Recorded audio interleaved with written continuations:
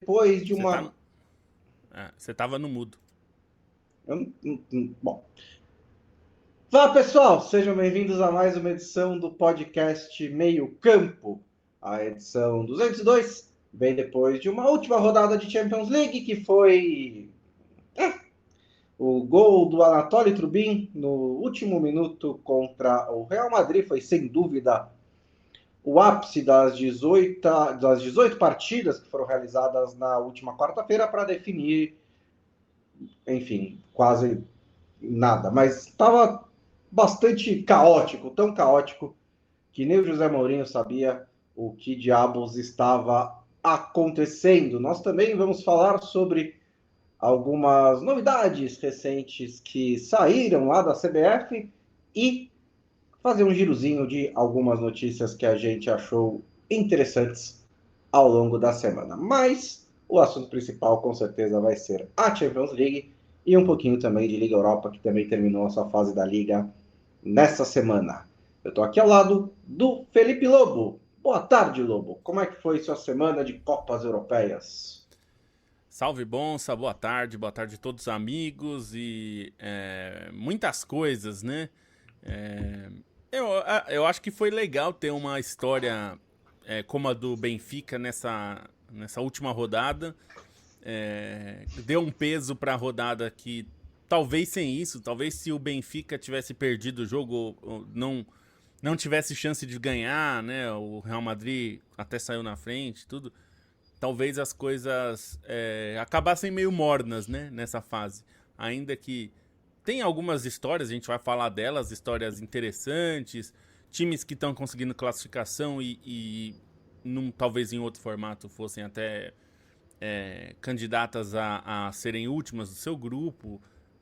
Tem suas vantagens esse formato, mas também tem questões, né? E uma das questões a gente vai trazer aqui também sobre uma coisa que a gente até conversou aqui durante a preparação, né, Bonsa, sobre os confrontos, a definição dos confrontos, o sorteio dos confrontos, isso também tem um peso, né?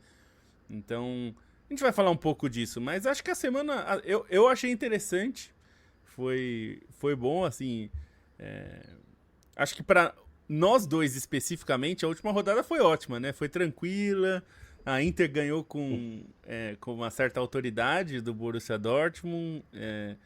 O Liverpool teve um confronto contra o Karabakh, que está classificado, e passou por cima. Teve gol do Salah, inclusive golaço do Salah. Então, assim, do ponto de vista pessoal, eu acho que pra gente foi tranquilo, né? Teve algumas boas histórias, né? A primeira, claro, a maior delas é a vitória do Benfica contra o Real Madrid, mas a gente também tem o Sporting entrando entre os 8 primeiros no último segundo ali, com um gol contra o Atlético Bilbao. O Atlético Bilbao, inclusive, eliminado da Champions League. Tem as classificações de Karabakh e Bodoglint, principalmente a do Bodoglint, que terminou. Tem só 2 vitórias na história da Champions League. Uma contra o City e uma contra o Atlético de Madrid. E foi suficiente para se classificar. Os empates deles também foram bons, se não me engano, o Tottenham e outro time importante, se não me engano, o Borussia Dortmund. Mas daqui a pouco eu confirmo. Mas eles tiveram uma ótima campanha, né, contra adversários difíceis e se classificaram em 23º. E fora, né, da zona de classificação também tem algumas histórias interessantes, né? Parece que a eliminação do Marcelli balançou o De Zerbi, o Antônio Conte conseguiu o que era impensável, né? Que é piorar o seu currículo europeu. Acho que a única maneira era justamente não se classificar em um formato que classifica todo mundo. E o Napoli foi lá e conseguiu. Ficou em 30º lugar. Mas, começando por esse jogo do Benfica, foi um jogo assim, foi um jogo muito interessante no geral, né? Que essa é uma das questões com esse novo formato. Tipo, quem viu esse jogo, né? Quem realmente viu esse jogo com atenção, porque tinha um monte de coisa acontecendo, né? Então, o torcedor do Real Madrid ou do Benfica talvez tenha visto. Eu não sei quantos casuais viraram e falaram: esse é o jogo que eu quero ver da rodada, ou um dos dois. a maioria, eu imagino, ficou acompanhando o resultado, gols aqui, gols ali, e não realmente viram que o Benfica jogou bem melhor que o Real Madrid. Assim, do começo ao fim, praticamente, né? O Benfica entrou com uma estratégia muito clara de ser forte no meio campo, roubar a bola, tentar atacar pelos lados com seus pontas jovens, né? O Cristiano e o Schreldrup, e isso pegou o Real Madrid várias e várias vezes no contra-ataque, defensivamente, não preciso nem falar sobre o time do Mourinho, que é geralmente sempre muito bom, e realmente limitou bastante o Real Madrid. Caiu duas bolas para o Mbappé fez 2 gols e tornou o jogo mais difícil. Mas o Benfica foi constantemente superior ao Real Madrid. E tem algumas coisas engraçadas ali, né? Porque o Benfica estava ganhando por 3-2, o Real Madrid ainda estava entre os 8, aí de repente o jogo estava meio que num impasse. Aí o Real Madrid é jogado para fora dos 8 primeiros, não realmente fica com super urgência para fazer um gol e voltar aos 8 primeiros. Tem 2 jogadores expulsos nos acréscimos, né? O Asensio, que deu assistência para um dos gols do Mbappé, e de resto fez uma partida horrorosa, inclusive falhando no primeiro gol do Benfica, depois foi expulso. O Rodrigo levou 2 amarelos em 1 minuto, parabéns para ele, né? O cara que está tentando aí convencer quem quer que seja que toma as decisões no Real Madrid de que ele merece mais minutos em campo, e entra num jogo desse e deixa o time na mão com 2 amarelos muito rápidos. O que é engraçado é que o Mourinho disse depois da partida que quando fez suas últimas substituições aos 48 minutos do segundo tempo, ele achava que o 3-2 era suficiente. Tanto que ele troca o Schreldrup, que é um ponta, pelo Antônio Silva, que é um zagueiro. E aí depois percebeu que não precisava de mais um gol, né? Aí na cobrança de falta ele mandou o Trubin para a área. A cobrança foi muito boa e o Trubin apareceu ali na entrada da pequena área para cabecear firme e fazer o gol do Benfica.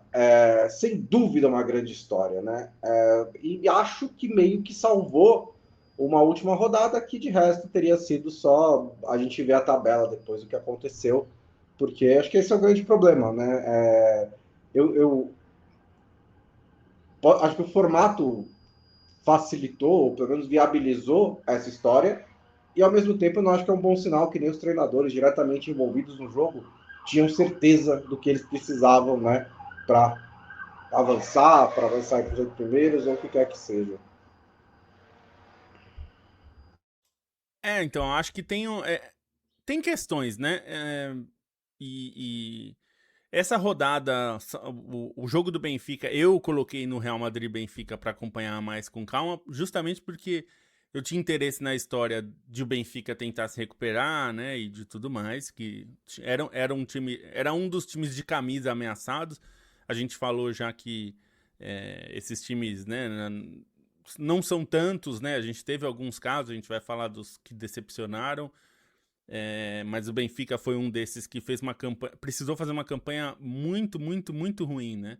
Pra ter risco de ficar fora e ficou pendurado aí nessa última rodada. Então eu acho que a história foi muito boa. Eu acho que tem uma coisa desse formato que é bom para quem assiste, que é essa última rodada. Ter trocentos jogos ao mesmo tempo faz com que as mudanças na tabela sejam frequentes. A questão, e a gente falava disso, né, Bonsa? Se você. Quem se empolga se o cara vai ficar em oitavo ou nono, né? Se vai direto para as oitavas de final ou se não vai jogar as oitavas de final. E acho que tem uma graça ali, não vou dizer que não tem. Que me parece, e até eu lembrei bastante da fase de grupos da Copa, que fez quase o Infantino dizer, sem dizer com todas as palavras, mas quase isso, que aquele formato estava perfeito, o drama, né? O drama da última rodada da fase de grupos da Copa, né? De 22, deixou uma sensação de que, putz, é a última vez que a gente vai ver, porque depois o formato com 48 vai ter muitos terceiros classificados e muda tudo.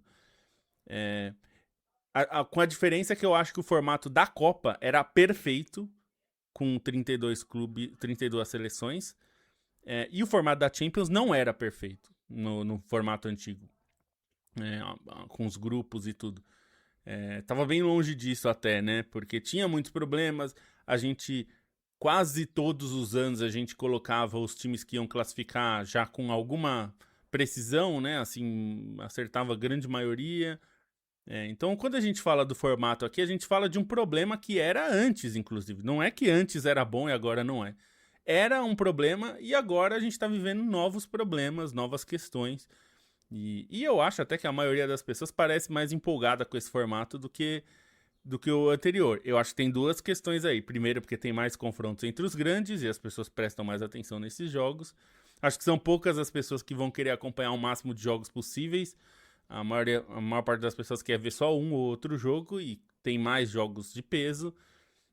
Tem essa última rodada que acaba sendo muito mais frenética, porque são 18 jogos, né? São muitos jogos ao mesmo tempo, então a chance de ter mudanças, variações é muito grande. E as margens são muito menores, porque como você tem poucos jogos, né, para definir muitos classificados, tem muitos times empatados, né? Então a gente viu muitos times com a mesma pontuação, e aí ficou essa coisa do saldo de gols, que inclusive é parte da história do Benfica, né? O Benfica precisando de um gol de saldo, né? Tava conquistando a vitória, mas não adiantava a vitória naquele momento. Em determinado momento a vitória era suficiente, depois deixou de ser, precisava do saldo. Então acho que tem coisas aí. É que assim, eu particularmente não acho muito empolgante, mas eu entendo quem acha, porque tem principalmente por fã casual, eu acho que tem mais jogos de peso. Mesmo esse Benfica e Real Madrid, né? Acaba sendo... Tem uma camisa ali, tem alguma história e tudo mais. Poderia... No fim, Inter e Dortmund, que foi um outro jogo que eu tava acompanhando, eram duas camisas fortes, mas não valia basicamente nada. Assim, valia talvez a Inter ficar entre os 8 primeiros, mas os dois estavam classificados, assim, não ia mudar nada se um ganhasse do outro. Na prática, né? Se você eliminado, tinha que correr atrás. Não tinha muito. Foi a sensação que eu tive em vários jogos, PSG e Newcastle. Um deles pode ficar entre os 8, ou, né? Pode, mas não tem o drama de se eu não ganhar eu tô fora, né? Ou acho que tem uma questão que os times que estão ficando fora são os times que num outro formato talvez ficassem fora também, né? Como o Napoli já ficou, como o Ajax já ficou, como o Benfica já ficou, enfim. Mas eu acho que é parte do negócio, a gente vai se acostumando com o formato, acho que os times também vão se acostumando. E que bom que a gente teve essa história do Trubin, que pelo menos vai dar um sabor, né, Bons? Eu acho que tem muito da novidade ainda, né? Só a segunda edição disso, assim, na história do futebol, praticamente, né? Agora tá começando a difundir, né? O Paulista tá com isso, acho que a Champions League feminina também tá usando, e outros campeonatos e tal, beleza. Eu vi uma análise do Michael Cox, que é um analista tático do The Athletic. Ele separou os prós e contras desse formato entre 3 diferentes torcedores de futebol ou apaixonados por futebol, né? Um deles é o torcedor que só vê os jogos do seu time. E ele argumenta que para esse o novo formato é bom, porque você tem mais confrontos diferentes, então se você só vê os jogos do seu time, só vê os jogos da Inter, você vai ver a Inter contra adversários mais diversos, em vez de ver só contra 3 em 6 rodadas e de volta. Então você tem essa vantagem, você pode focar só nos jogos do seu time. Um outro dos torcedores é o que eu imagino que você também, que é o cara, beleza, a gente tem o nosso time, mas a gente gosta de ver assim, um grande jogo com estando claro o que está em jogo, né? Então, na formato anterior, seria a quarta rodada da Champions League. Tem o Bayern e Manchester United em Allianz Arena. E o Manchester United precisa da vitória para não ser eliminado. Esse era o tipo de jogo que eu adorava ver no formato anterior, que só quase não existe mais. A gente até teve na temporada passada, por acaso, né? Aquele City e PSG no fim da fase da Liga. Mas, no geral, é muito mais difícil ter um confronto como esse. para quem esse formato realmente é feito, é para o torcedor que não vê jogo. E aí eu não estou nem julgando, eu não estou nem falando, você tem que ver jogo, todos os jogos, não estou falando nem isso. Mas tem muitos torcedores, e cada vez mais na era das redes sociais, gente que acompanha futebol por melhores momentos, por gols, por narrativas, por clipes no TikTok, no Twitter, por discussões na internet e tudo mais. E para esses caras é perfeito isso, né? Porque é um monte de narrativa, é um fluxo de conteúdo gigantesco que 18 jogos ao mesmo tempo, que vários confrontos entre grandes e tudo mais, fornece. Então você tem tanto isso, que até é uma estratégia também da UEFA, de você focar não nesse nicho, mas nessa parte dos torcedores de futebol, que meio que dialoga com o que está acontecendo no mundo midiático hoje em dia, além, né, dos maiores valores de receitas de televisão que eles imaginam que virão, porque tem mais confrontos entre os grandes e tem mais jogos. Então, uma coisa casa com a outra. Perfeito. Esportivamente, eu ainda não sou fã. Até porque na temporada passada a gente ainda teve grandes com problemas, né? Sei lá, Juventus em 20º lugar, o Manchester City ficou em 22º, o PSG arrancou no fim e ficou em 15º. Dessa vez, o Superliga ou Superliga equivalente, que mais assim, que ficou mais para baixo, né, na tabela da Champions League, foi o Borussia Dortmund, que não quis entrar na Superliga, mas ele tem, né, ele estaria lá. E que assim, que mesmo que beleza, ficou em 17º, mas nunca esteve ameaçado de ficar fora, né? E, se não me engano, até perdeu os seus últimos 2 jogos, então ele estava meio que tranquilo, né?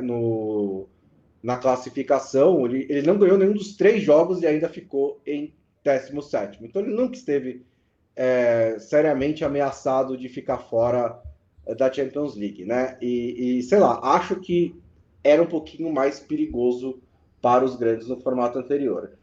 O único intruso, se você olhar para os 14 primeiros, né? E depois você tem Atalanta, Bayer Leverkusen e veio o Dortmund. Mas pegando os 14 primeiros, o único intruso que não tem, tipo, orçamento ou receitas de mais de 400 milhões de libras é o Sport, né? Todos os outros são todos os ingleses estão entre os 14 primeiros, o Juventus, Inter, Atlético de Madrid, Real Madrid, Barcelona, Bayern de Munique, Paris Saint-Germain. Então, essa é uma tabela que deu a lógica, né, da Champions League. A lógica financeira da Champions League esteve presente dessa vez. E a gente tem só 2 exemplos até agora. Uma que foi um pouquinho mais bagunçada, era a primeira, e essa que deu o que eu esperava, o que eu chutaria que fosse acontecer quando me contaram que seria esse o formato. Tem um aspecto que eu achei bem interessante da Opta. A Opta fez um levantamento sobre os adversários. E até uma coisa que a gente conversando, né, Bonsa, sobre o Tottenham, que o Tottenham tá fazendo uma campanha muito boa, fez uma campanha muito boa nessa fase de liga, e vai mal na Premier League, tá? Tem Thomas Frank sendo questionado.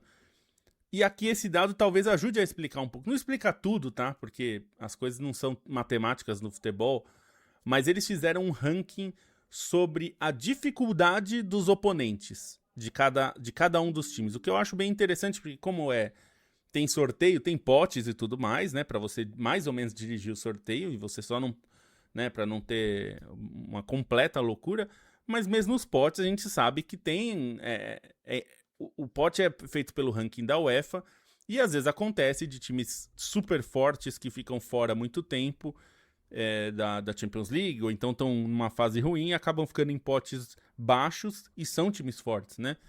Mas dito isso, os Spurs foram o time com o nível médio mais fraco dos adversários, segundo esse ranking.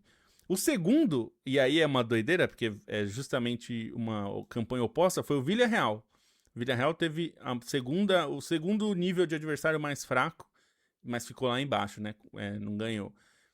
Quem teve no oposto, né? Os adversários mais fortes na média, e é uma média, obviamente, tem o ranking, tem, enfim, tudo que o time fez.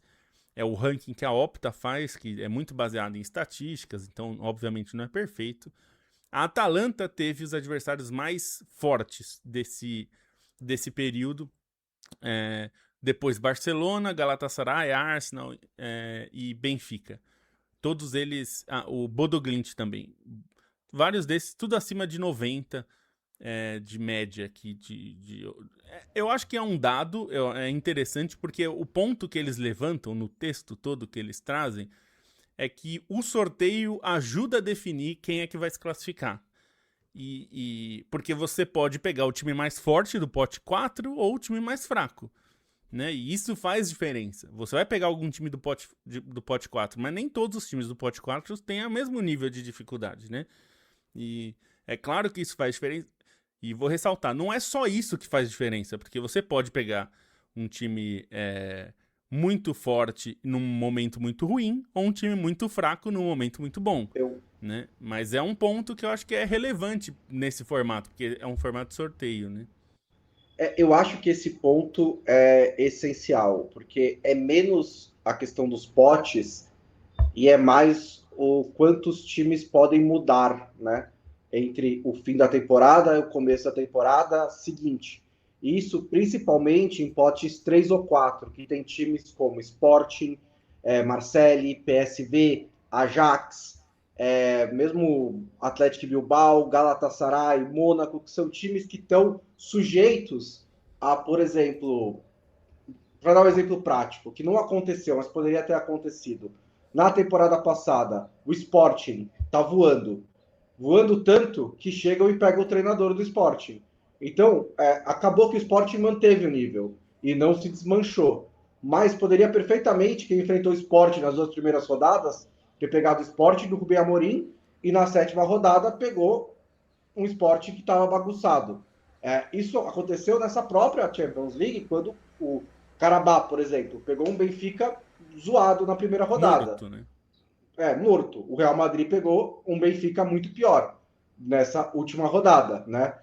Acho que nesses potes tem uma variação muito grande. Um time como o Sporting, por exemplo, eu acho que ele está fazendo um milagre de segurar tantos jogadores quanto eles têm segurado há tanto tempo, porque tem um monte ali que em breve vai chegar em clubes grandes da Europa, em clubes mais ricos da Europa.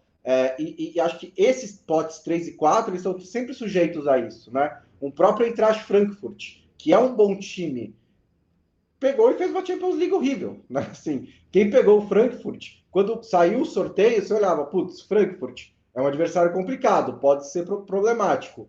Levou 5 gols pro jogo, praticamente, e não foi, né? Eu acho que tem do terceiro e do quarto pote, principalmente, eu acho que tem uma variação muito grande.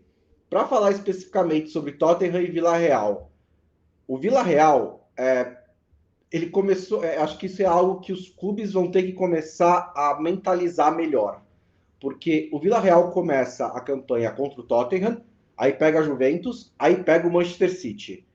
Ele até conseguiu 1 ponto nesses 3 jogos, mas é perfeitamente possível que não conseguisse nenhum. E aí ele tem que pensar assim, é normal, a campanha está normal ainda. Só que é difícil psicologicamente isso, porque agora o cara tá com a corda no pescoço para as últimas rodadas. Aí perde do Pafos, que também, né, ok, não ajudou, não tem desculpa para isso. Mas logo depois já pega o Dortmund. Então, tipo, 4 das primeiras 5 rodadas do Vila Real não são impossíveis de ser ganhadas, mas eram de confrontos em que o Vila Real não era favorito. E aí ele vai para as últimas 3 com a corda no pescoço, precisando ganhar todas elas para ainda se classificar só entre os 24 primeiros. Então, esse é um aspecto. O aspecto do Tottenham, que também tem a ver com todos os ingleses, e que eu não sei se é algo que a UEFA deveria mudar, em teoria, não sou a favor, mas como tem bloqueio de país, sabe o que acontece para os ingleses? Eles não pegam outros ingleses. E os ingleses estão... Eles meio que têm caminho aberto, né, Bonsa? Porque eles não se enfrentam. Eles não pegam outros ingleses. Então, isso facilita também os únicos times, assim, financeiramente equivalentes aos ingleses, e aí mesmo um Tottenham, um Newcastle, são os dois da Espanha, o PSG, o Bayern, o Atlético de Madrid, mais ou menos, em relação ao Newcastle, talvez. Mas os outros, todos os ingleses vão enfrentar adversários que são financeiramente inferiores, né? Então, isso é uma questão que também favorece os clubes ingleses, né? Então, se você pegar o Tottenham tem 5 vitórias na Champions League, 4 delas são contra clubes eliminados. Ele basicamente ganhou do Villarreal, do Copenhague, do Slavia Praga e do Frankfurt. A quinta, que não é sobre o Dortmund, boa vitória, mas também ficou em 17º lugar. Ainda empatou com o Bodoglint e com o Mônaco e perdeu do Paris Saint-Germain. Então, a campanha foi boa, só que essa é a 4ª melhor campanha da Champions League, né? Então, assim, eu entendo o esforço que a UEFA faz para tentar equilibrar os calendários, mas se não é todo mundo contra todo mundo, você sempre vai ter circunstâncias ditando caminhos mais fáceis e mais difíceis. E acho que o problema disso é que a diferença pode ser justamente não ir para os playoffs, ou ter 2 semanas de folga e não ter, e não é assim, necessariamente super justo, né? Até acho, você tem aquele artigo do Michael Cox, ele sugere que você divida essa fase da liga em 2 ou talvez até 4 grupos. Que você ainda mantém o formato, né? Mais ou menos, mas torna assim mais, não mais palatável, mas torna mais fácil de ser compreendido, e acho que não é justo nesse sentido. Eu não sei se a UEFA está interessada nisso, mas eu achei uma ideia relativamente interessante. Só para... Pode falar, Lu. Não, eu ia dizer assim, uma das coisas que eu acho que melhoraria, esse formato é muito bom se a gente mudasse uma coisa, que é ter 16 classificados e ir direto para as oitavas de final. Isso já Eu acho ajuda que muito. isso melhoraria muito a disputa, porque aí, assim, 16 é muito menos times classificados, né, em relação aos 24, e deixaria muita disputa muito apertada, né? Porque, por exemplo, o jogo Inter e Dortmund valeria a classificação, ou o Dortmund ficou em 17º. Provavelmente o jogo seria outro. O Dortmund jogaria num desespero. Teria várias questões. Eu acho que com esse formato e 16 classificados, eu acho que seria melhor do que a fase de grupos antiga. Porque teria muita disputa, mesmo com todas essas variáveis que a gente falou, e eu concordo que tem um fator que nem sempre é muito justo, mas eu entendo também, porque tem gente que defende, e eu acho que é parte também do negócio, que os esportes americanos, por exemplo, dão de ombros para a justiça. É loucura total e tudo bem. A UEFA pode ter essa mentalidade e não tem nenhum problema. Não acho um problema. O problema pra gente, sempre que a gente fala, é mudar o campeonato base, né? Eu tenho algum problema com mudar o formato brasileiro para mata-mata, porque eu acho que você criaria um problema que a gente vê em divisões inferiores, por exemplo, um time super organizado, num dia ruim, cai tudo, o ano inteiro vai pro saco, enfim. Eu acho, pro longo prazo, isso é mais problemático, mas eu acho que esse é um ponto que daria para atacar com facilidade, mas isso é política, né?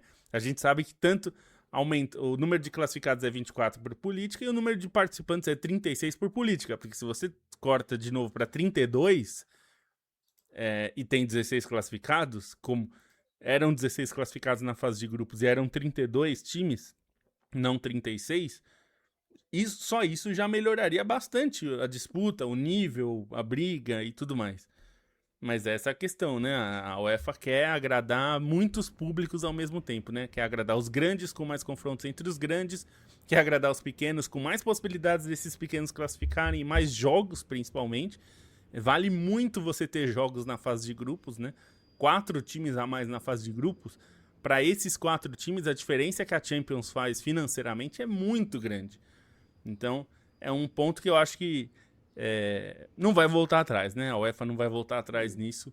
Mas, assim, só para dizer que, assim, a gente... eu vi na última edição, teve alguém comentando, e eu acho justo o comentário, dizendo que a gente critica muito esse formato toda hora, ninguém aguenta mais a gente falando disso. E eu entendo, porque a gente repete muito sobre isso, mas é porque dá pra melhorar, dá pra fazer melhor do que isso. O formato não é o problema, talvez seja alguns detalhes dele, o número de classificados, o número de times, e faz parte. A final única eu vou falar mal pra sempre, e aí eu sinto muito, se você não gosta, porque faz parte, assim, Eu acho até que a gente falou mais na primeira temporada, que era quase toda rodada tinha algo novo para comentar. Nessa, eu guardei mesmo a discussão do formato para a última rodada, né? Porque também eu concordo ficar falando toda semana, meio. Mas nessa vez, sim, a rodada acabou e é uma mudança muito grande, né? É um negócio que impacta muito numa das competições mais importantes do mundo. Eu acho que, como você disse, é necessário muitos ajustes, né? Assim, um último detalhe sobre os classificados, né? Entre os 8 primeiros, a gente tem 5 ingleses, o Barcelona, o Bayern e o surpreendente Sporting, né? E a questão da Premier League é relevante, é de ficar de olho, né? Tem essa questão do calendário que eu citei, mas é complicado ter um pouco a diversidade, assim, né? Ter 5 já ingleses garantidos nas oitavas de final. Eu até acho que é razoável uma análise também que eu vi no Twitter, agora eu não me lembro quem era, mas que era que os ingleses têm mais elenco para lidar com os primeiros meses da temporada, né? Tem mais elenco para esses que é quarta domingo, quarta domingo, quarta domingo, então pode rodar mais na Premier Champions League e tudo mais. Por outro lado, quando chega o mata-mata, alguns concorrentes dos ingleses, como o Bayern, como o PSG, eventualmente até se o Barcelona ou o Real Madrid dispararem na Espanha, tem mais margem de manobra para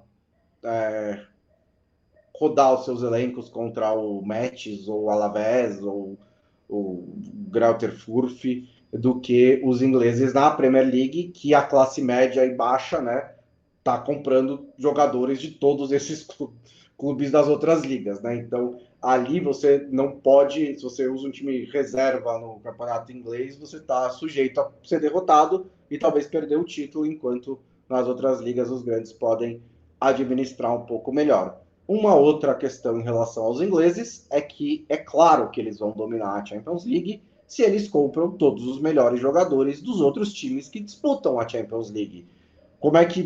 Como poderia ser diferente, né? Justamente assim, tirando o Bayern, tirando o Barcelona e o Real Madrid e esses outros times que estão ali, mas se o falar o caso, tipo, se um inglês quiser comprar o Lautaro, ele vai lá e compra.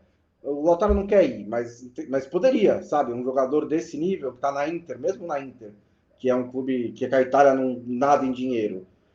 Os ingleses poderiam ir lá, botar 150 milhões na mesa, levar. E aí é lógico, né? Que você tem mais chances de fazer uma campanha melhor do que os outros clubes. Então isso também eu acho que é absolutamente natural. só para trazer um dado disso que Não você é tá bom, falando. mas é natural.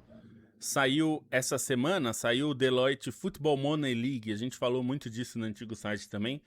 O DES fala sobre a temporada passada, né? Claro, que já fechou os balanços. Dos 10 primeiros, tem 4 não ingleses. Os 4 primeiros: Real Madrid, Barcelona, Bayern de Munique e Paris Saint-Germain. E são casos bastante distintos, né? A gente pode dizer, o Real Madrid é o Real Madrid, Real Madrid e Barcelona são meio que um clube à parte, né?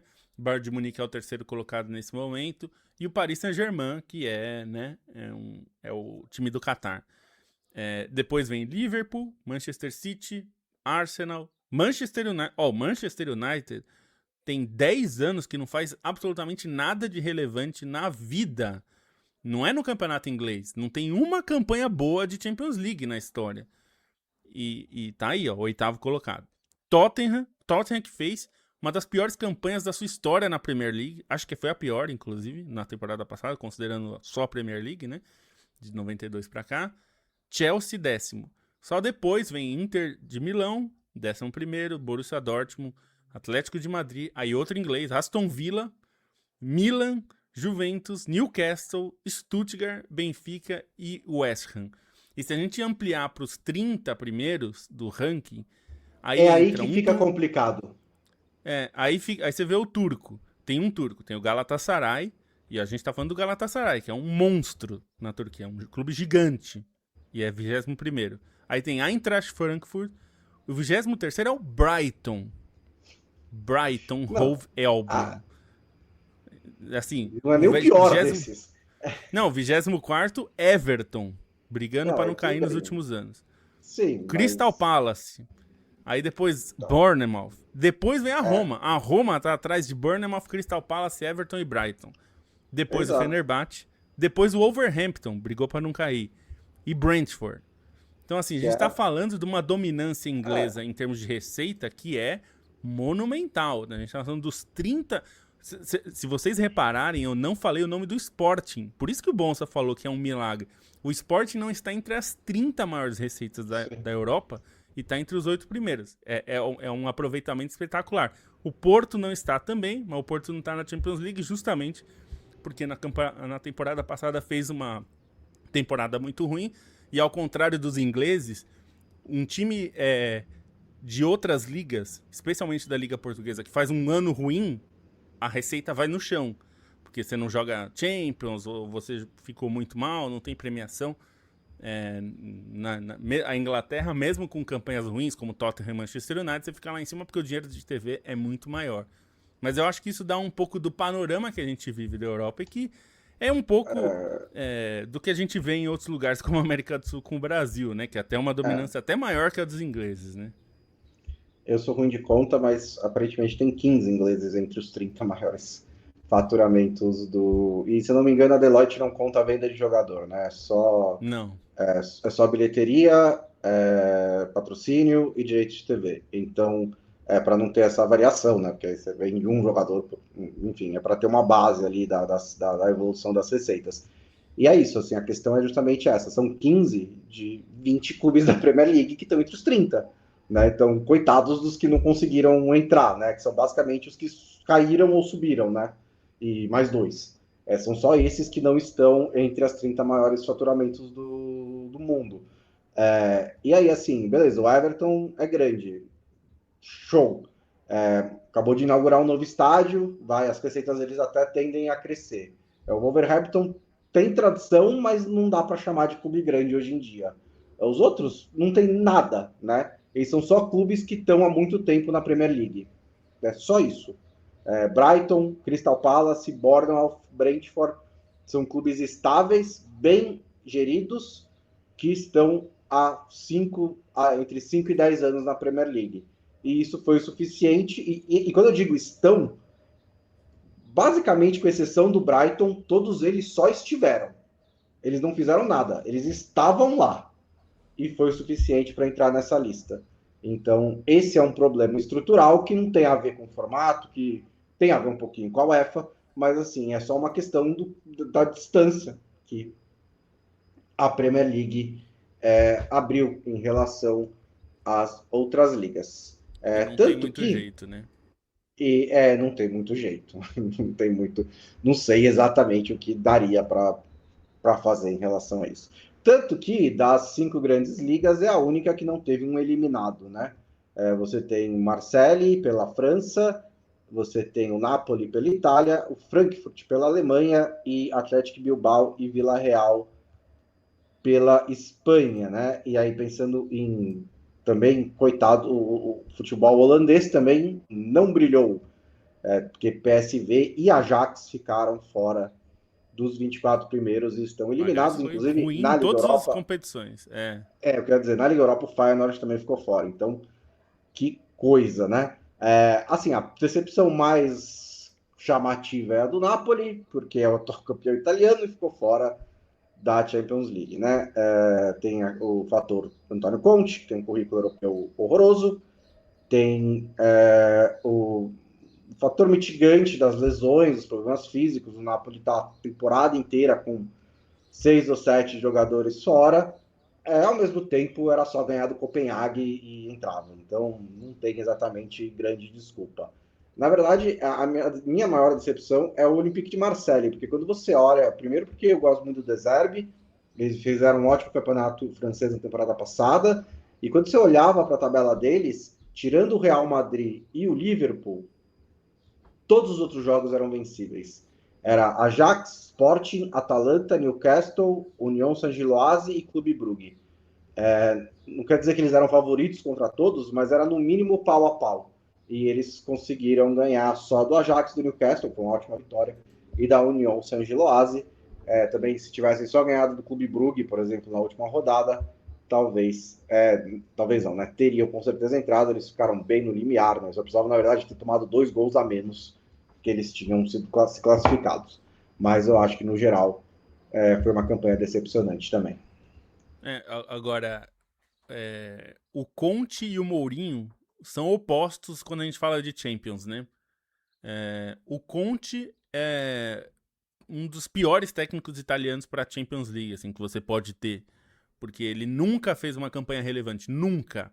A melhor campanha dele na Champions foi quartas de final, a primeira que ele disputou pela Juventus. Ele fez um trabalho espetacular na Juventus, levou a Juventus saindo da Série B a voltar a ser campeão e tudo mais, né? Saindo não, né? Já estava na Série A, mas tinha voltado da Série B e não estava disputando o título. O Conte chegou, o time não só disputou, como ganhou vários em sequência. Mas depois de ir para a Champions League, o máximo que ele conseguiu na primeira temporada dele na Champions como técnico foi levar as quartas de final. Depois nunca mais conseguiu repetir esse desempenho. Nunca mais chegou nas quartas de final. E eu tô falando de quartas de final e eu tô falando de times grandes, né? Ele disputou pela Juventus, pelo Chelsea, pela Inter e agora pelo Napoli. E os desempenhos são sempre ruins. Ele caiu na fase de grupos várias vezes. Então é um desempenho muito ruim em termos europeus. A gente falou um pouco sobre o Arsenal e a diferença do Arsenal na Champions e na Premier League.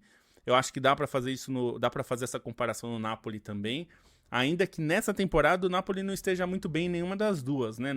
No campeonato italiano ganha muito mais jogos, né? Porque, enfim, enfrenta adversários que conhece melhor e que o estilo de jogo do Napoli consegue funcionar melhor, mas não tem conseguido ir tão bem e tem uma diferença muito grande. Na Itália, mesmo não estando no seu melhor, ainda está na disputa lá em cima. Na Champions, o fato de não estar tão bem já é devastador pro Napoli, especialmente do Conte. E o Mourinho ao contrário, né? O Mourinho pegou um Benfica numa situação praticamente eliminado já, né? Numa situação que precisava de um pequeno milagre, até foi isso que você descreveu, né? Quando o Benfica precisava aí nessas 2 últimas rodadas de milagre, não conseguiu na penúltima, conseguiu na última, e como você falou, tem uma diferença grande entre só olhar o resultado e ver o que foi o jogo, porque o Mourinho até brincou que ele conversou com o Huijsen, o zagueiro do Real Madrid, que foi jogador dele na Roma, né? E ele contou na entrevista, não, eu tava falando com ele porque ele foi meu jogador na Roma e tal, e que ele tava chateado porque perdeu, e eu falei pra ele, vocês tinham que ficar felizes porque podia ter sido muito mais. E é verdade, assim, o Benfica foi bastante melhor do que o Real Madrid. Eu acho que uma parte disso é porque o Real Madrid jogou com essa vontade enorme, ao contrário, né? Um pouco que é o que a gente tem falado sobre o formato. O formato permite que os times joguem meio assim, né? Com aquela coisa meio... se a gente ganhar é bom, mas se não ganhar também estamos classificados, não é que a gente está eliminado, né? Não tem um senso de urgência muito grande, né? O Real Madrid não teve aqueles momentos de desespero que o Benfica teve, né? O Benfica no final estava ficando fora, então tava desespero total, loucura, meu Deus do céu. O Real Madrid em nenhum momento teve isso, e é o que eu falei em outros jogos, tava mais ou menos assim também. Os times que estavam ficar entre os 8 primeiros ou cair para nono para baixo, não estavam assim super incomodados, assim. É ruim, mas não é horrível, né? Então acho que o José Mourinho merece esse mérito de ter melhorado o Benfica, porque o desempenho do time foi muito bom. E tinha uma dúvida sobre quais iam ser os confrontos. Eu não sei se você quer que a gente pode colocar os confrontos na tela aí, Bonsa. Vamos ver. Que foram sorteados os confrontos da fase de playoffs. Então aí os confrontos e vai se repetir o Benfica e Real Madrid, né? Eu tendo a achar que vai ser diferente, assim, não em termos do resultado total, mas o jogo em si, né? O Real Madrid não vai entrar tão mole como entrou nessa. Mas eu não sei também se tem tanto futebol assim guardado para passar pelo Benfica sem ter problemas, né? Porque o que a gente viu até agora é que mesmo nos melhores dias o Real Madrid é um time vencível, né? E teve outro chiliquinho, né? Cada 3 meses tem alguém dando chilique no Real Madrid. O Arda Güler também não gostou de ser substituído, e agora é outro treinador, né? Agora não pode nem. Agora só tá saindo na imprensa que ele está insatisfeito e tem pouco treino. Então, o Real Madrid está realmente numa temporada muito complicada. Acho que sim, é perfeitamente possível que o Benfica elimine o Real Madrid, ainda mais com base no que a gente viu. Acho que tem a ver essa questão de se a derrota eliminasse o Real Madrid da Champions League, a postura do Real Madrid seria outra em relação a ficar fora só dos 8 primeiros, né? Eu acho que isso é inegável e acho que é meu ponto inteiro há 1 ano e meio em relação a esse formato. O PSG, de novo, né, acho que é engraçado, foi para os Outro playoffs e pegou um francês, né? adversário francês, que ele não costuma ter muita dificuldade. O Mônaco também está em crise danada, né? Está numa sequência ruim de resultados. Esse Dortmund Atalanta pode ser um bom jogo, e os outros, assim, Olympiacos Leverkusen também, né? Acho que parece bem equilibrado. Os outros você consegue visualizar um favorito, né? Mas vai saber, às vezes o Bodo Glimt aí vai para o hat-trick e depois de 2 grandes elimina um terceiro. Espero que não, pelo seu bem, mas também seria uma ótima história. Tem o Galatasaray e Juventus, que me parece um confronto Também bem, interessante. bem interessante, né? Assim, É, não acho que tenha. Não dá pra dizer que vai ser um confronto fácil pra nenhum dos dois aí. E o Karabag e Newcastle sim. tem um favoritismo muito claro, mas vai saber também, né? Assim, a gente nunca sabe o que acontece, mas em situação normal, tanto Karabag e Newcastle quanto Clube Bruges e Atlético de Madrid, acho que tem favoritos claros. O Atlético sempre é um time que pode surpreender pro negativo, né? Mas acho que não tem muito risco aqui, não. Bom, na Liga Europa, para seguir em frente, o G8 foi bem mais diverso, né? Teve só um país que repetiu, o Portugal, que classificou Porto e Braga. Aí os outros são Lyon, Aston Villa, Betis, Freiburg e Roma. Basicamente um de cada uma das 5 grandes ligas.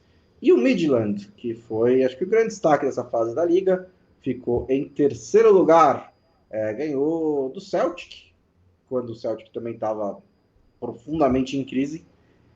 Mas também ganhou do Nottingham Forest no City Ground. O Nottingham Forest também estava meio que profundamente em crise. Mas enfim, ganhou desses 2 jogos. Não dá para. Também ganhou outros, né? Ganhou do Maccabi Tel Aviv, ganhou do Sturm Graz, ganhou do Genk, só perdeu da Roma. Então, ótima temporada do Midland. Na outro lado da tabela, as decepções, né? Como a gente já mencionou, o Feyenoord foi eliminado, 29º lugar, que é uma grande decepção, porque o Feyenoord fez campanhas europeias muito boas recentemente, né? E dessa vez não conseguiu nem ficar entre os 24 primeiros. Outros pesos pesados que ficaram fora são o Rangers, o Nice, o único time das grandes ligas que não conseguiu classificação, né? Inclusive o Nice ganhou um jogo e perdeu 7. E também o Red Bull Salzburg, que tá aí um tempinho meio desorientado, né? Pô, Klopp, resolve isso daí, né? Para de focar, para de conversar aí com o Wagner Mancini e vai resolver o Salzburg. Que na última já Cê- tá. Oi? Não, você Não, sabe que eu imagino. Pode tem falar. uma curiosidade. Os caras da Red Bull não consideram mais o Salzburg como parte do grupo. Vou te Ah, explicar. é? É, mas é uma formalidade, porque eles não podem fazer parte do mesmo grupo e disputar o mesmo campeonato. É aquele negócio que o Leipzig e o Red Bull Salzburg, teoricamente, eram o mesmo grupo, e aí a UEFA falou não pode, e aí eles falaram, putz, tá bom, então vamos mudar tudo. Então eles consideram hoje o Red Bull Salzburg, que continua chamando Red Bull Salzburg, como um time parceiro, em que a principal atuação da Red Bull é no patrocínio. Tem um patrocínio gigante que banca o clube, mas é um patrocínio, é uma relação diferente. Então eles consideram que é o Red Bull RB Leipzig, o Red Bull Bragantino, o New York Red Bulls, e tem um time, tá faltando um aqui, é o Red Bull o Leipzig, o Bragantino, o New York Red Bulls, tem um outro que eu estou esquecendo aqui. Que tem, o Salzburg. Tem um no Japão, eu acho, que é deles. Porque tem outros, por exemplo, o Paris FC, eles são acionistas, mas não são donos, e lá, no caso, eles não são mesmo, eles são minoritários, né? Mas é interessante, eu só trouxe essa curiosidade porque eu ouvi de gente da Red Bull isso, assim, não, o Salzburg é um time que a gente não gere, a gente não faz a gestão do clube. Então o Klopp, teoricamente, não faz a gestão do Salzburg, mas ele faz do Leipzig, do New York e do Wagner Mancini aqui no Bragantino. Só porque é uma curiosidade. E a princesa Diana morreu no acidente de carro. Tá, eu acredito. Né? Bom, vamos mudar de assunto, vamos para a CBF, porque eu tô chocado. Posso só, antes da claro. gente entrar na nossa surpresa da CBF, só para colocar os confrontos aqui rapidinho, só coloquei aqui, Claro. a gente dá uma cantada aqui para quem tá nos ouvindo. Na Liga Europa, Ludogorets e Ferencváros no playoff, Panathinaikos, Vitória Pilsen, Dinamo Zagreb e Genk, PAOK Celta, Celtic e Stuttgart, Fenerbahçe, Nottingham Forest. Nottingham Forest não ficou entre os 8 primeiros, né? O Bons falou que estavam numa crise. O Bran contra o Bolonha, o Lille contra o Estrela Vermelha. São os confrontos da Liga Europa. Só para passar também a informação da Conference, só para a gente não dizer que a gente não falou, né? A Conference terminou já faz semanas, né? Já tem algum tempo que terminou, e também os confrontos já estão definidos aí, então, cadê aqui? Tô pegando aqui. Já tá tudo bem definido, vou colocar de volta aqui, compartilhando aqui a tela com vocês. Aqui a gente já tinha, né? Kups, Kuopio e Lech Poznan, Noa Jazz, Zrinjinski e Crystal Palace, Jagiellone e Fiorentina. Fiorentina tentando tríplice vice.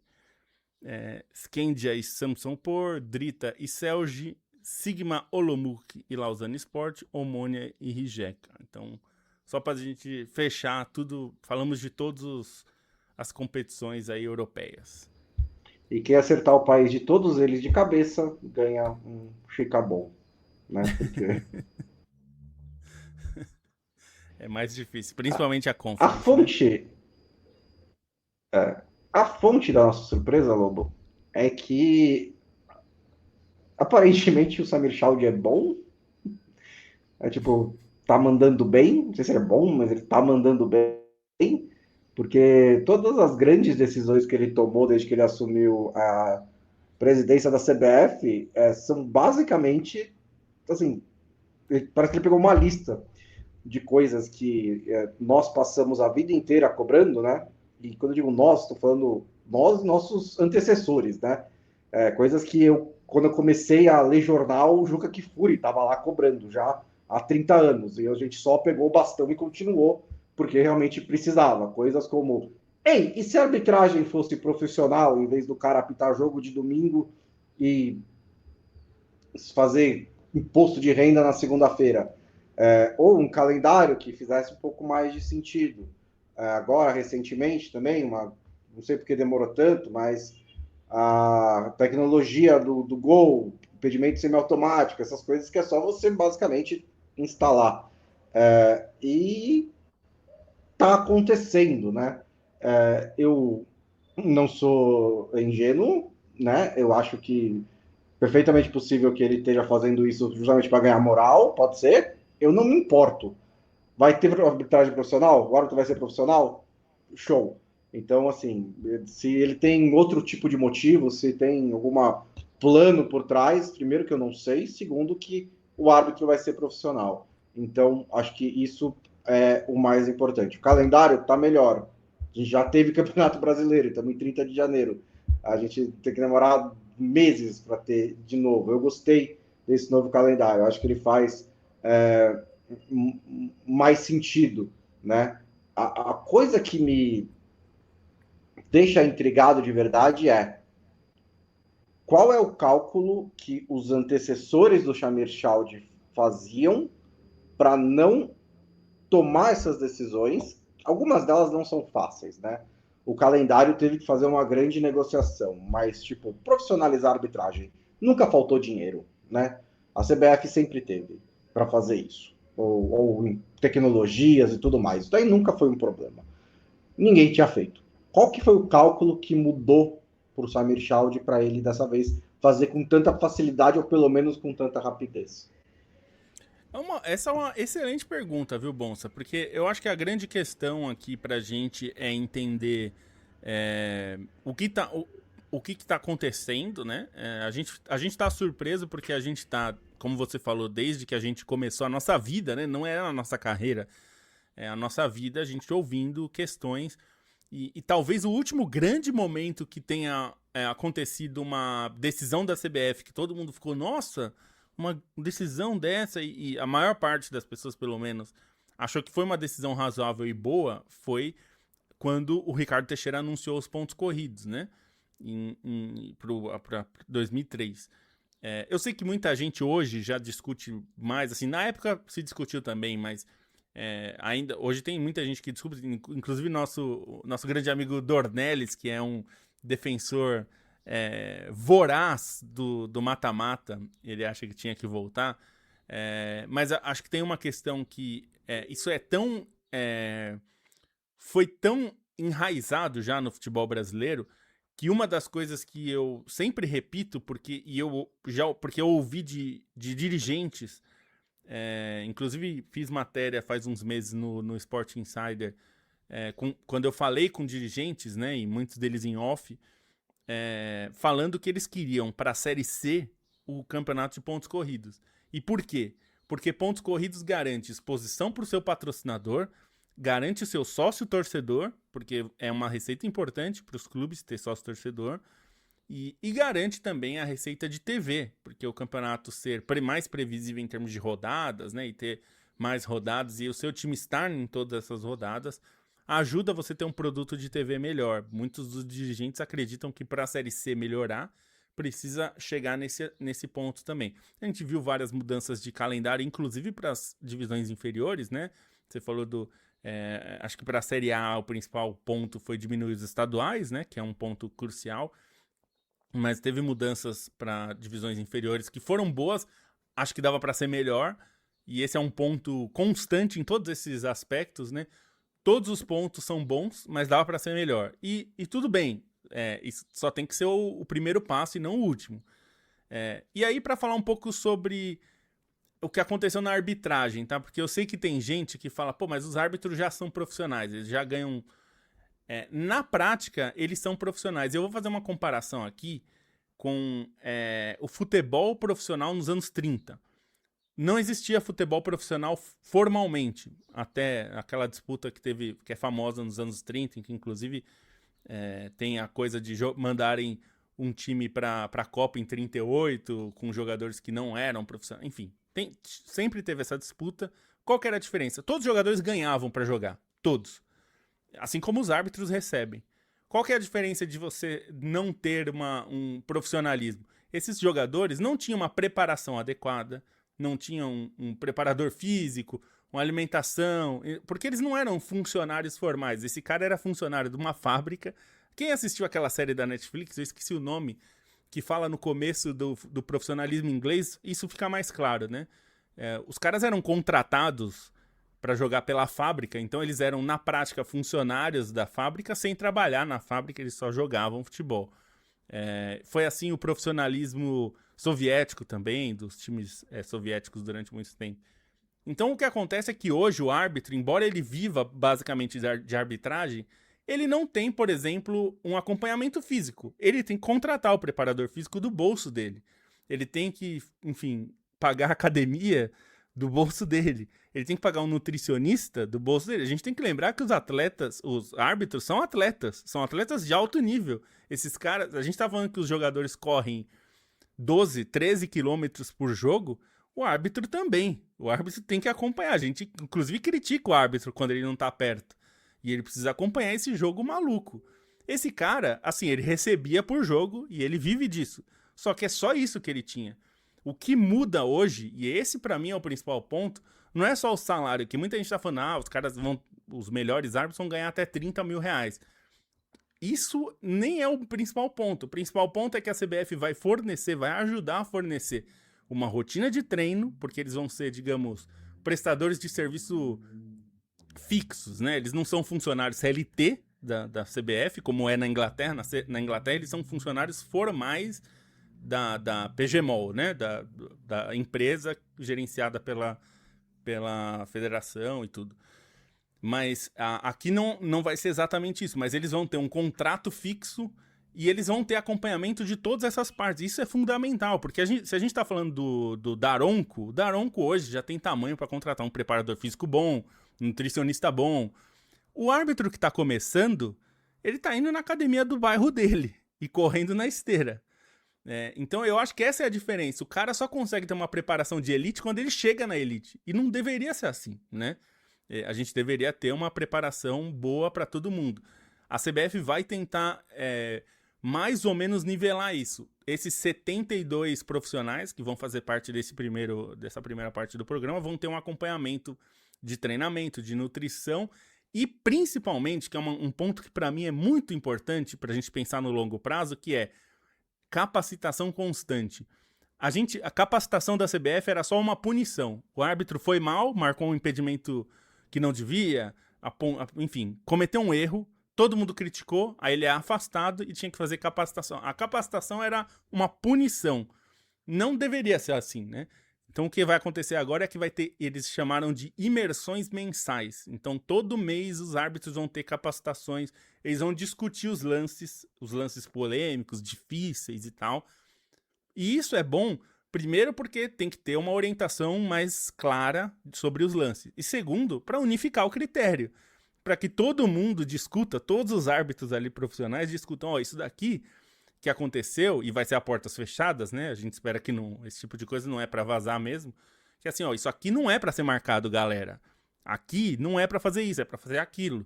E você vai ter uma orientação constante, capacitação constante.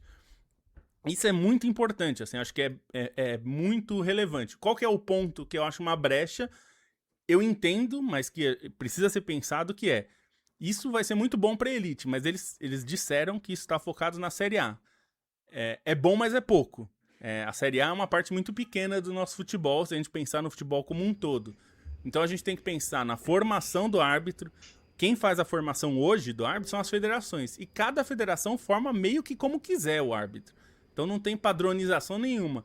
Além disso, o cara que se forma em Roraima, do estado do presidente Samir Chowdhury, é muito diferente do cara que se forma no Rio Grande do Sul. Né?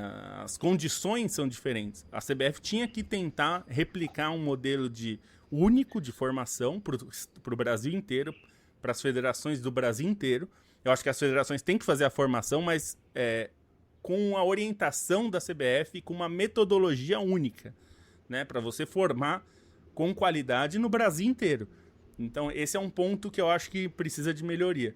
Mas é sem dúvida uma coisa que parece óbvia, né, Bonsa? Quanto tempo a gente ouve o Juca Kfouri, o Trajano, o Mauro Betting, falando que precisa de um nível de profissionalização, que é por isso, não é só ganhar. As pessoas focam muito no dinheiro, mas é a preparação. Esses caras precisam de uma preparação física, mental e técnica, né, para serem árbitros. A preparação, o tempo dedicado, assim, você está fazendo só... É a única coisa que eles vão fazer agora.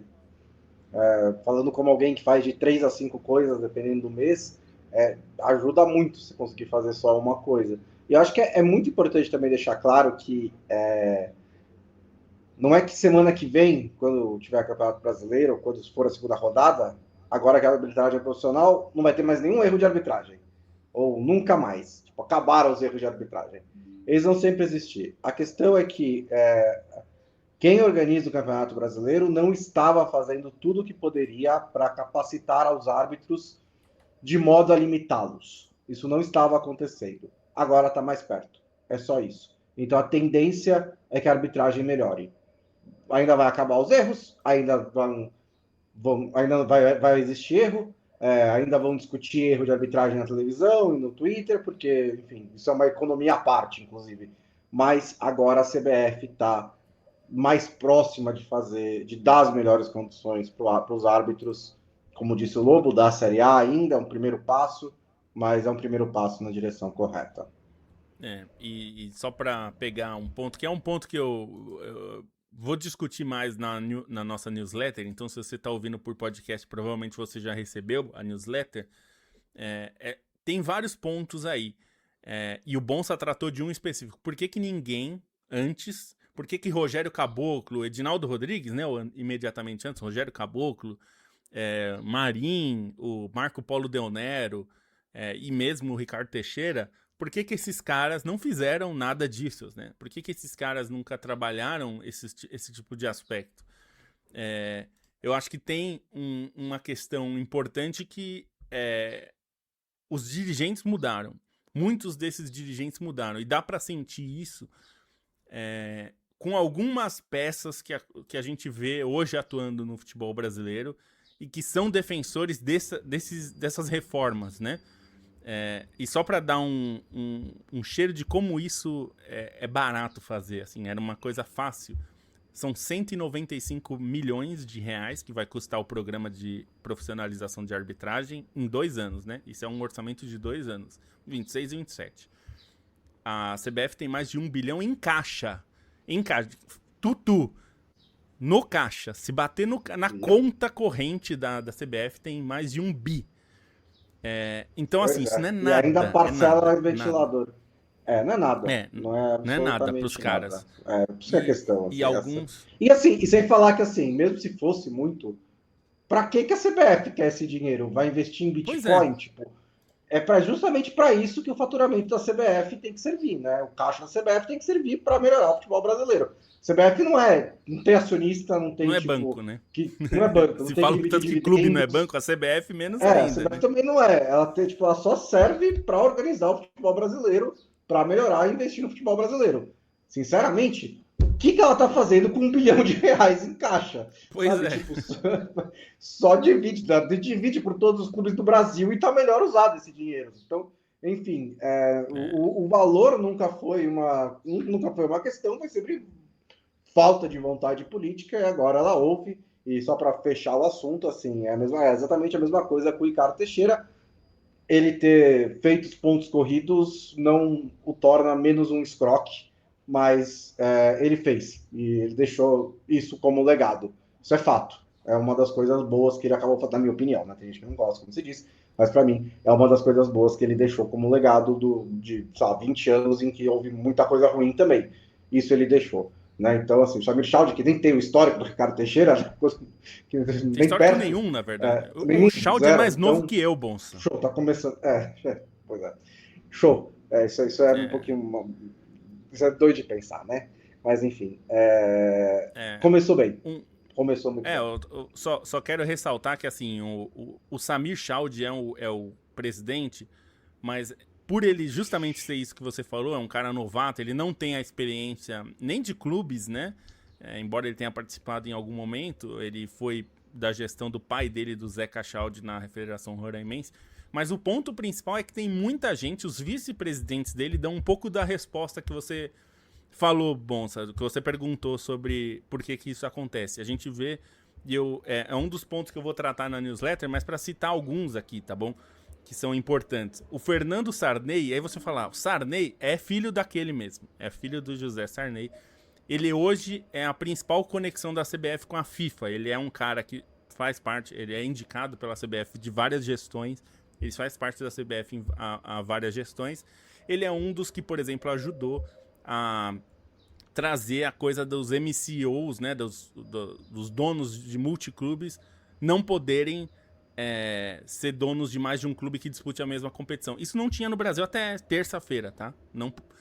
Não tinha isso no papel.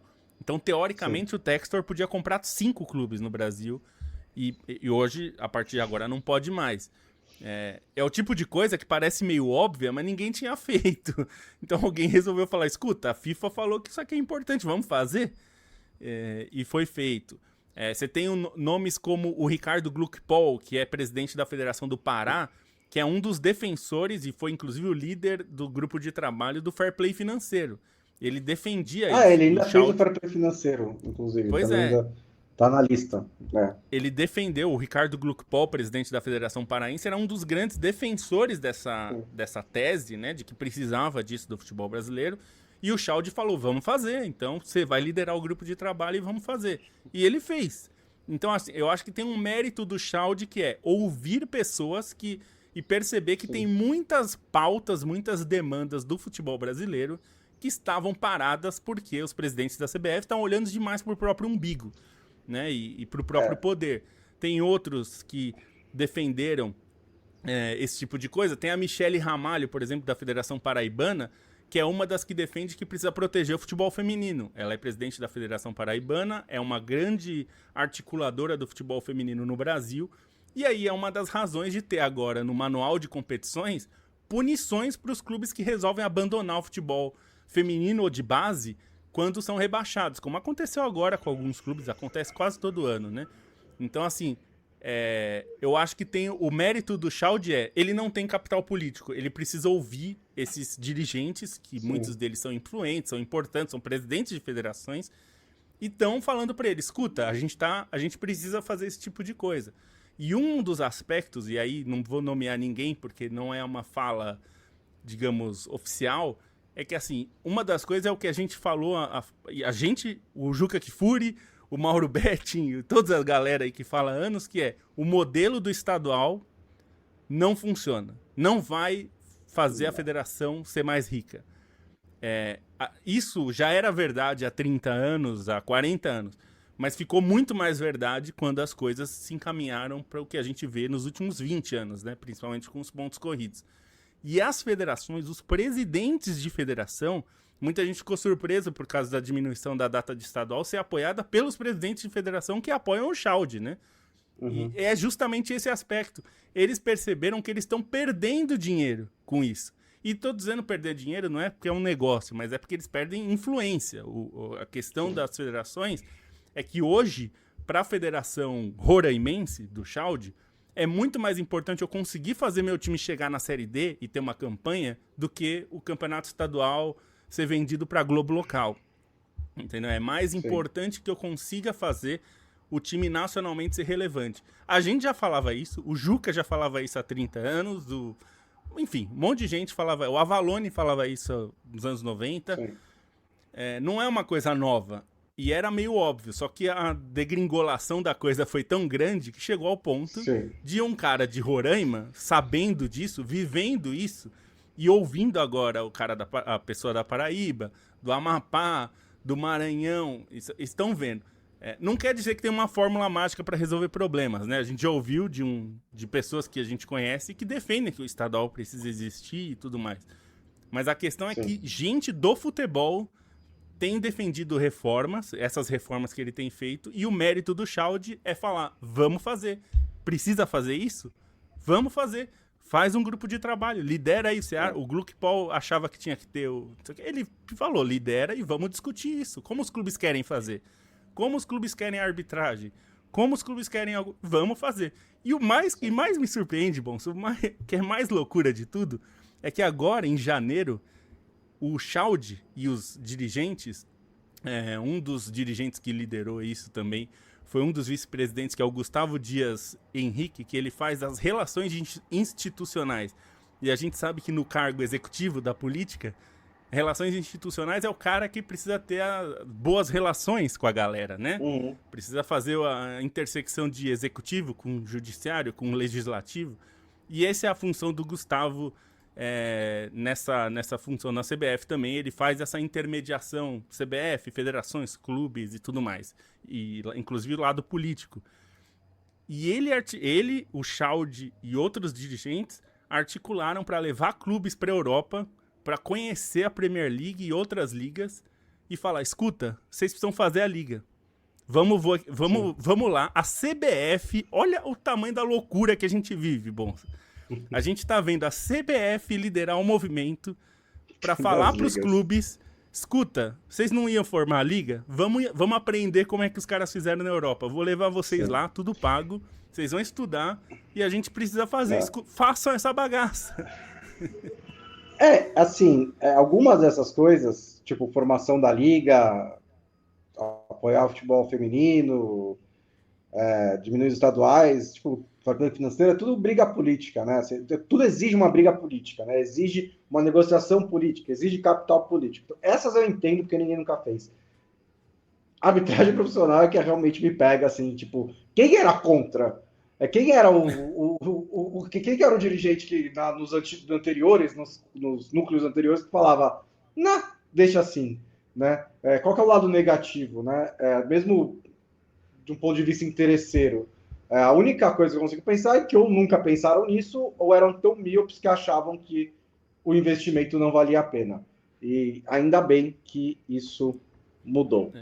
A gente sabe que o Edinaldo, desses todos, a gente sabe que o Edinaldo foi o único que a gente tem informação que o ex-presidente da comissão de arbitragem pediu para o Edinaldo 200 milhões de reais para fazer um centro de treinamento dos árbitros, com a ideia mais ou menos de fazer isso que está sendo feito agora. E o Edinaldo falou, nossa, tudo isso, muito caro. E não fez. Pois é. Lobo, para se despedir, eu te dou 3 opções, você escolhe uma. Mano Menezes é o novo técnico do Peru, 7º brasileiro no comando da seleção peruana. Saíram as punições para Senegal e Marrocos pela final da Copa Africana de Nações. Eu achei que foi de bom tamanho, ninguém ficou super suspenso, mas também não é que nada aconteceu. Teve ali, vão ter que pagar $1 milhão no geral, né? 600 aqui, 600 ali. E o Papitial ficou 5 jogos suspenso. Alguns jogadores pegaram de 2 a 3 jogos. Não vale para a Copa do Mundo, vale só para competições da CAF, então também não vai nem atrapalhar a campanha deles. E o Sterling, você lembra que tinha um jogador de futebol inglês chamado Raheem Sterling? Inclusive, o nome dele é igual a moeda. Ele ainda era jogador do Chelsea até essa semana, quando ele rescindiu o contrato. Qual que você quer comentar? Que loucura, hein? Vou falar do Mano Menezes, que fechou com o Peru. Eu acho interessante por vários aspectos. O primeiro é um técnico brasileiro querer trabalhar fora do Brasil e na América do Sul. A gente não vê muitos técnicos brasileiros quererem trabalhar fora, né? Porque a gente sabe que é uma questão de dinheiro também. Certamente a seleção peruana não paga o quanto um clube brasileiro, qualquer clube da Série A, tá? Paga mais do que a seleção peruana. Eu acho interessante que ele tenha aceitado esse desafio. Acho que tem a ver. A seleção peruana precisa de um técnico que organize a defesa, e acho que o Mano é um cara bom para fazer isso. O Peru não vai desfilar um ataque super envolvente nas eliminatórias, não vai ser assim que vai se classificar. Acho que organizar a defesa é uma boa. E eu achei engraçado o que viralizou dele falando que é um horror treinar a seleção peruana. Ele quis falar aquela entrevista, né? Aliás, ele falou que é um horror, ele cutucou o Neymar, o negócio caiu na cabeça dele, foi tipo um ótimo maravilhoso. Começo.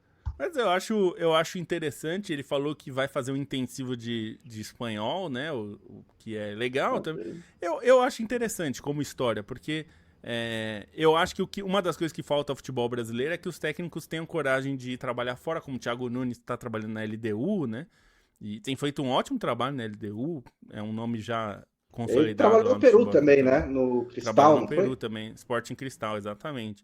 Então eu acho interessante isso, eu acho que ele está aceitando um desafio diferente. Seleção é um tipo de treinamento diferente. Você que é um grande técnico de futebol manager sabe que seleção é uma outra parada, né? Completamente diferente de clube. Então eu acho que vai ser interessante de assistir e vamos ver se funciona para o Peru, né? É uma seleção que tem mais potencial do que tem mostrado. Eu acho interessante também, acho que é legal para ele também, assim, nos últimos 4 anos ele basicamente ficou pulando de clube em clube, né? Treinou o Inter, Corinthians, Fluminense, Grêmio, sempre tipo meio que em busca de retomar aquele momento em que ele era um dos melhores técnicos do Brasil, blá blá blá, e sempre mais ou menos. Então, assim, busca uma experiência nova, né? Assim, você já tem a sua carreira, o Mano Menezes tem, sei lá, 63 anos, já tem todo o dinheiro do mundo, vai se divertir, né? Vai treinar uma seleção, conhece uma cultura nova, um país novo, talvez isso te leve, às vezes sua carreira toma um outro caminho, ele vai muito bem no Peru, aí vem um Equador, aí de repente ele vira um grande treinador de seleções, às vezes ele, sei lá, consegue um trabalho num grande clube sul-americano, não sei, muita coisa pode acontecer, mas eu prefiro que ele, se eu fosse ele, né, assim, eu preferiria, nessa altura da carreira, tomar umas decisões mais pouco convencionais do que só ficar sentado em casa esperando o próximo clube dos 12 grandes ou 13, 14, 15 grandes ficar sem treinador para ele me ligar e aí o Mano Menezes e aí a gente vai fazer a mesma dança mais sei lá quantas vezes até o Mano se aposentar. Então eu acho que é bem mais legal esse tipo de caminho do que voltar a fazer a mesma coisa.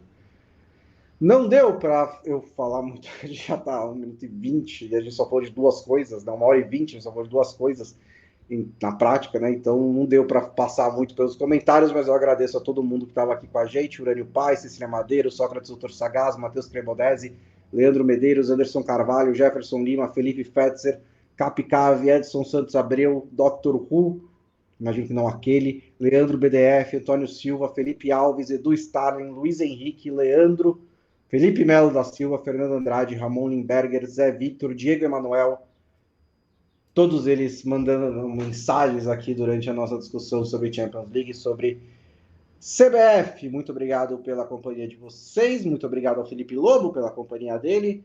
Sejam membros do canal do Meio Campo no YouTube.